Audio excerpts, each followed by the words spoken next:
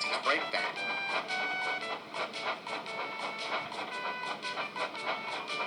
To some it seems strange, but it is most important. All trains need brakes at either end. But Annie and Clarabel couldn't understand it.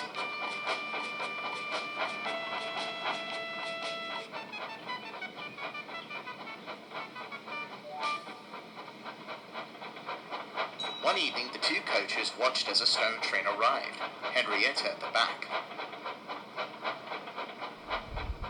"How very strange," mused Annie.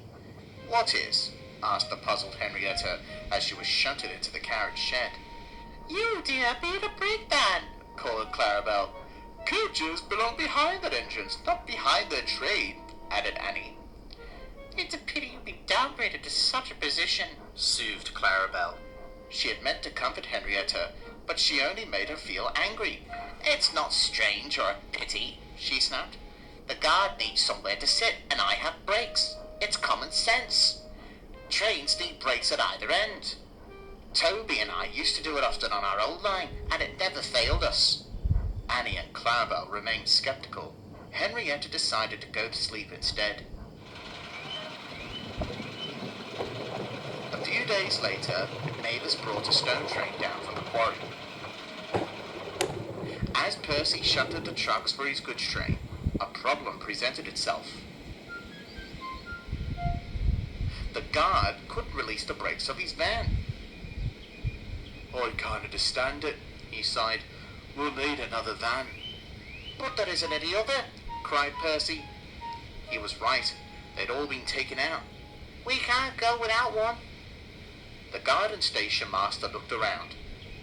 The station master spotted Annie and Clarabel standing in their shed waiting for their next train. "What about Clarabel?" he said. Me? Spluttered Clarabel. "I can't, I'm a coach." "A brake coach," pointed out the guard. "She's not ideal, but we've no other option." Clarabel wished there was. "You can be brought up on another train. You need to go all the way. You can be swapped for a breakvan when one is found. Daisy could take your next train if you're still away," decided the station master. Clarabel grumbled crossly as Percy shunted her behind his trucks.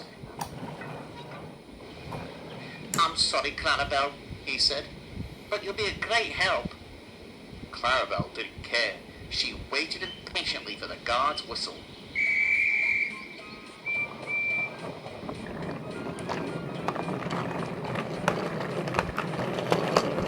The train was soon on its way.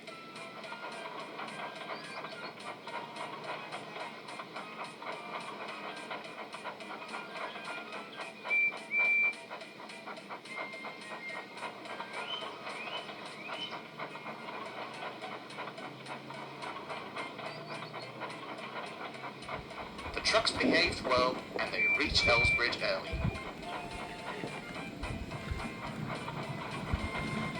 A wonderful sight met them. "There's a breakvan," called Percy.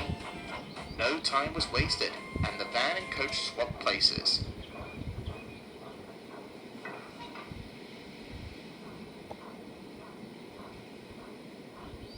"Thank you, Clarabel. Toby should be along soon to take you back to Annie," smiled Percy.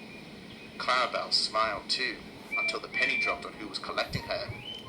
She didn't want to meet Henrietta just yet. It wasn't long before Toby arrived. When he stopped, he was informed of the situation and happily shunted Clarabel behind Henrietta.